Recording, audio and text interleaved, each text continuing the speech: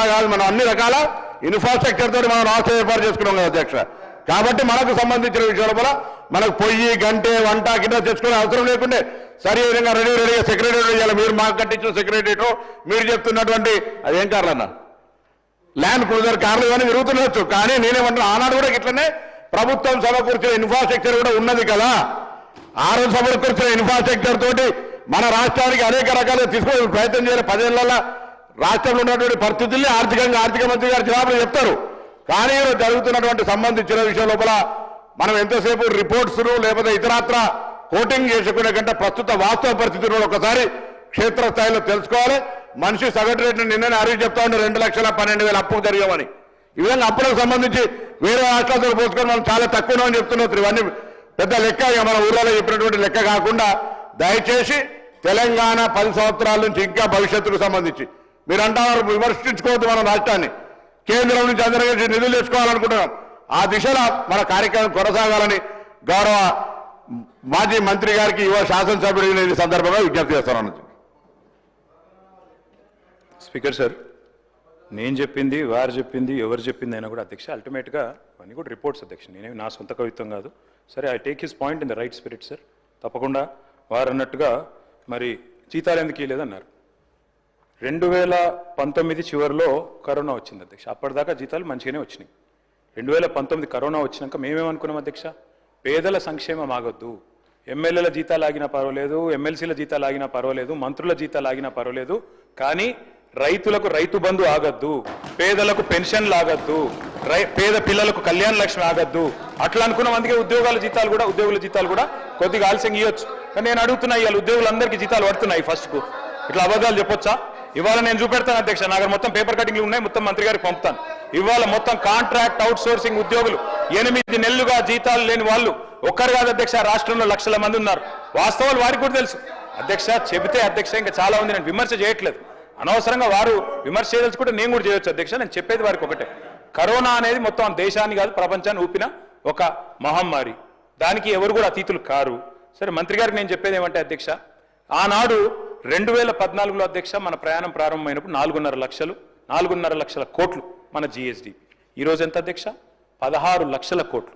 మేము దిగిపోయే నాడు 14.5 లక్షల కోట్లు. సంపద పెరిగిందా తగ్గిందా రాష్ట్రానికి? ఆనాడు అధ్యక్ష మరి మన తలసరి ఆదాయం రాష్ట్రానికి 1,12,162 రూపాయలు 2014లో. మరి 2023-24 నాటికి ఎంతకు పెరిగింది అధ్యక్ష? మీకు అప్పచెప్పినాడు 3,56,000తో దేశంలోనే నెంబర్ 1 పర్ క్యాపిటల్ ఇన్కమ్ లో తెలంగాణ. ఇది వాస్తవం కాదా? మరి ఇంత మంచి రాష్ట్రాన్ని, సిరి సంపదలు గల రాష్ట్రాన్ని దివాలా అనడానికి నోరెట్లు వస్తుందండి? నాకు అర్థం కాదు. అదే మాదిరిగా అధ్యక్ష ఇంకొక మాట చెప్పాలా, మిత్రులు కొంతమంది ఈజీగా చెప్తారు అధ్యక్ష, ఏం తెలంగాణ ఒక్కటే కాదు అన్ని పెరిగినాయి కదా అంటారు అధ్యక్ష. అన్ని పెరగలేదు అధ్యక్ష. నేను చెప్తాను ఒక్క నిమిషంలో. కర్ణాటక అధ్యక్ష 2014లో పర్ క్యాపిటల్ 1,13,000, 2024లో 3 లక్షలు. అదేవిధంగా అధ్యక్ష రాజస్థాన్ 70,000 2014లో, 2024లో 1,68,000. రెండు కూడా కాంగ్రెస్ పాలిత రాష్ట్రాలు కాబట్టి చెప్తా ఉన్నా. దేశం మొత్తం చూస్తే పెరిగింది 112% తలసరి ఆదాయం. రాజస్థాన్లో 140, కర్ణాటకలో 194, కానీ తెలంగాణలో 318%. ఇది మన గర్వకారణం కాదా అధ్యక్ష? ఇవాళ దేశంలో నెంబర్ 1గా సిక్కిం, గోవా తర్వాత చిన్న రాష్ట్రాల తర్వాత తలసరి ఆదాయంలో మనం ఉంటే దానికి కూడా ఒప్పుకోకపోతే ఎట్లా? అదేవిధంగా అధ్యక్ష నేను మొన్న చెప్పాను, చెన్నైలో కూడా చెప్పాను డిలిమిటేషన్ మీటింగ్లో, 2.8% ఉన్న తెలంగాణ ఇవాళ భారతదేశంలో 5% జీడీపీకి కాంట్రిబ్యూట్ చేస్తున్నది. వచ్చినాడు తెలంగాణ రాష్ట్రం ఏర్పడ్డ నాడు మన contribution 4% to the nation. Today we are contributing 5.1%. ఇది మన గర్వకారణం కాదా?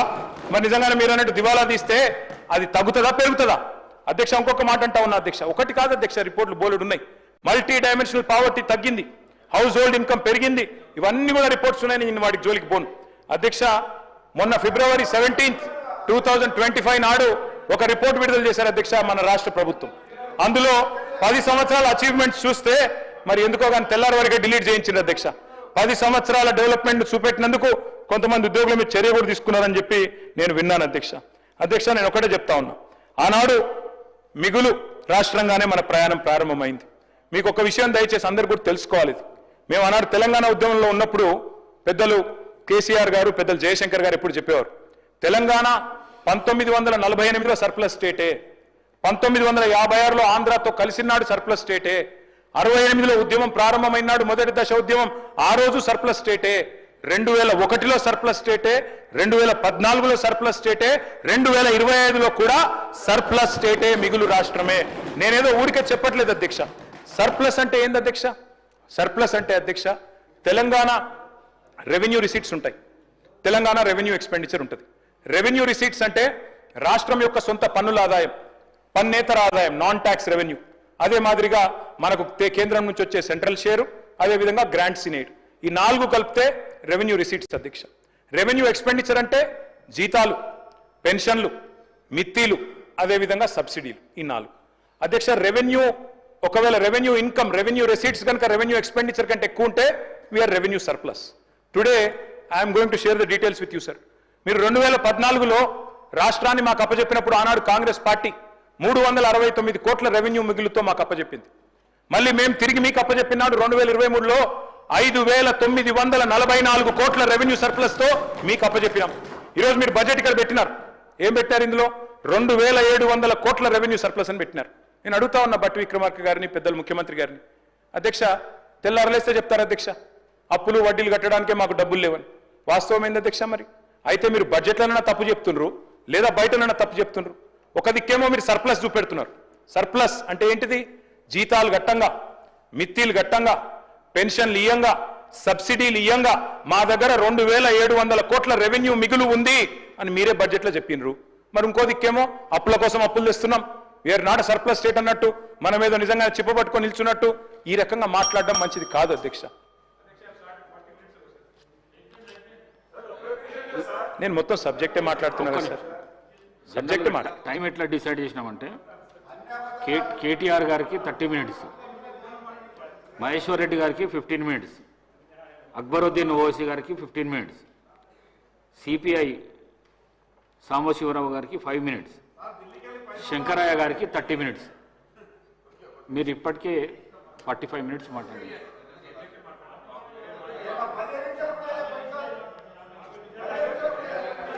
దయచేసి మరొక 45 నిమిషాలు ఇవ్వండి, నేను కంప్లీట్ చేస్తాను సార్. ఎందుకంటే నేను సబ్జెక్టే మాట్లాడుతున్నా తప్ప వేరే విమర్శ కూడా చేస్తలేను సార్. సార్ స్పీకర్ సార్, నాడు రాష్ట్రం ఏర్పడ్డ నాడు సగటు ఆదాయం నెలకి 3,500 కోట్లు.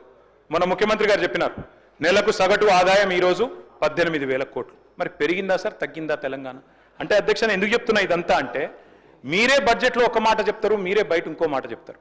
ఇక్కడనేమో రెవెన్యూ సర్ప్లస్ అంటారు, బయటనేమో మరి మాకు అప్పులు కట్టేందుకు, మిత్తిలు కట్టేందుకే పైసలు లేవు, అప్పులు తెస్తున్నామని చెప్తారు. ఇంకోది అధ్యక్ష మీరే సోషియో ఎకనామిక్ అవుట్లుక్లో చెప్పినారు కమిటెడ్ ఎక్స్పెండిచర్.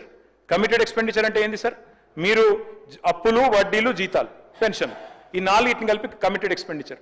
రూపాయికి 47 పైసలు మాత్రమే కమిటెడ్ ఎక్స్పెండిచర్ అని మీరే చెప్పిన బుక్ లో చూసుకోండి, సోషియో ఎకనామిక్ అవుట్లుక్ లో. మరి రూపాయికి 47 పైసలు మాత్రమే దానికి పోతుంటే ఇంకా 53 పైసలు మీకున్నాయి కదా డెవలప్మెంట్. ముఖ్యమంత్రి గారు ఢిల్లీలో చెప్పినారు 18,000 కోట్లలో 6,000 ఇటు కడుతున్నా, 6,000 అటు కడుతున్నా, నాకు మిగిలేదు 500 కోట్లు కూడా లేదు క్యాపిటల్ ఎక్స్పెండిచర్ అని చెప్తున్నారు ముఖ్యమంత్రి గారు. ఇది ఎక్కడ అబద్ధం, ఇది ఎక్కడి పద్ధతి అధ్యక్ష? ఇంకొక మాట అధ్యక్ష, ఈరోజు ఇప్పుడున్న పరిస్థితుల్లో అధ్యక్ష వాస్తవం ఏంది అంటే, భారతదేశంలోనే, ఇది నా మాట కాదు, రేవంత్ రెడ్డి గారు ఆనాడు పిసిసి అధ్యక్షుడిగా చెప్పిన మాట, దేశంలోనే అత్యధిక ఆదాయం గల రాష్ట్రం తెలంగాణ, ధనిక రాష్ట్రం అని చెప్పారు. ఎందుకు చెప్పారు? ఆ రోజు ఇన్ని హామీలు ఇస్తున్నారు కదా, ఎట్లా అమలు చేస్తారు మీరు అని కొంతమంది అడిగితే, అటు బట్టి గారు కానీ ఇటు రేవంత్ రెడ్డి గారు కానీ ఇద్దరు చెప్పినారు, మా కాంగ్రెస్ పార్టీకి అనుభవం ఉంది, అవగాహన ఉంది, పేదలకు చేయాలనే సంకల్పం ఉంటే చాలు చేస్తామన్నారు అధ్యక్ష.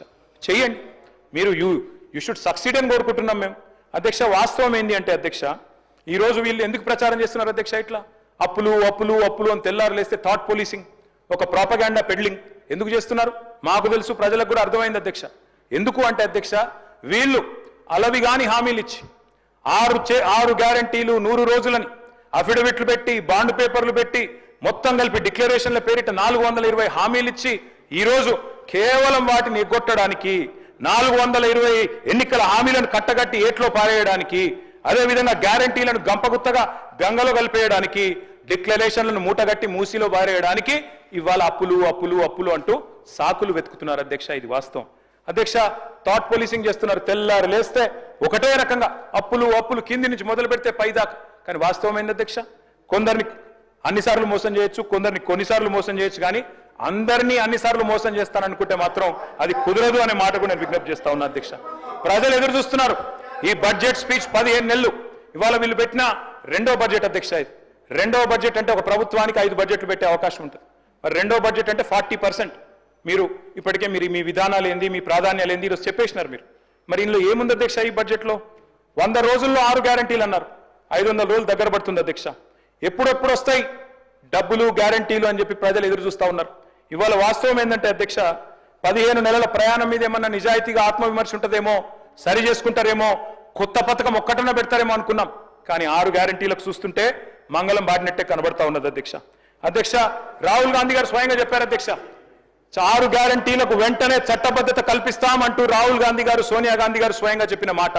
కానీ ఈ రోజు వరకు చట్టబద్ధత లేదు, ఏది జరగలేదు అధ్యక్ష. 15 మాసాల్లో అధ్యక్ష శ్వేతపత్రాలు, దరఖాస్తులు తప్ప సాధించింది ఏమీ లేదు అధ్యక్ష.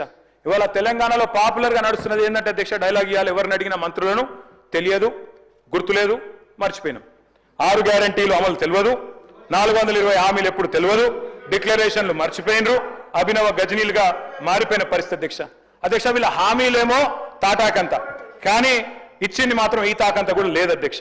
ఎగవేతలు, కోతలు, ఎగనామాలు, పంగనామాలు జాబితా చాలా పెద్దగా ఉంది అధ్యక్ష. అధ్యక్ష, ఎట్లుందంటే అధ్యక్ష వీళ్ళది, అప్పట్లో ఒక సినిమా వచ్చింది అధ్యక్ష, నేను చిన్నగా ఉన్నప్పుడు, నా పెళ్ళంట అని. ఒక ఆయన నేను చికెన్ తింటా అంటే కోటా శ్రీనివాసరావు గారు నువ్వు రా అని పిలుస్తాడు అధ్యక్ష. పిలిచి ఆయనతో ఏం చేస్తాడు అధ్యక్ష, కారపు మెతుకులు పెట్టి ముంగట కోటిని కట్టేస్తాడు అధ్యక్ష, గిదే తిను అని. గట్లే ఉంది అధ్యక్ష వీళ్ళు 6 గ్యారంటీలు, డిక్లరేషన్లు, 420 హామీలు. తప్పిన ప్రతి మాట అధ్యక్ష ప్రజల్లో మన మీద విశ్వాసాన్ని దెబ్బతీస్తుంది. బ్రోకెన్ ప్రామిసెస్ ఈరోడ్ ఫెయిత్ అధ్యక్ష. Sir, when leadership fails the entire system suffers. అధ్యక్ష, ఎన్నికల ఏడు దాటినాక ఇవాళ హామీల బోట్ను తగలేస్తున్నారు మీరు. విశ్వాసం కల్పించి విశ్వాసఘాతకం చేస్తున్నారు. మేనిఫెస్టోలతోనే ఎన్నికల్లో గెలుస్తాం అధ్యక్ష. మేనిఫెస్టో అంటే ఒక ప్రమాణ పత్రం అధ్యక్ష ప్రజలకు, మనకు. కానీ ఏం జరుగుతుంది అధ్యక్ష ఈరోజు రాష్ట్రంలో? ఒక సింగిల్ డే లావాదేవీగా మారిపోయింది మేనిఫెస్టో అంటే. ఎన్నికల్లో ఓట్లు వేయించుకోవడం తప్ప ఆ తర్వాత గద్దెనెక్కిన తర్వాత 5 ఏళ్లు మర్చిపోయే పరిస్థితి. మేనిఫెస్టో అమలు చేయకపోతే అడగాల్సిన బాధ్యత ప్రతిపక్షంగా మాది అధ్యక్ష. ఖచ్చితంగా అడుగుతాం. మీరు అమలు చేయకపోతే చేసేదాకా వెంటబడతాం. కానీ దుర్మార్గం ఏంటంటే అధ్యక్ష, ఈయని కూడా ఇచ్చినట్టు చెప్తున్నారు, జాతీయ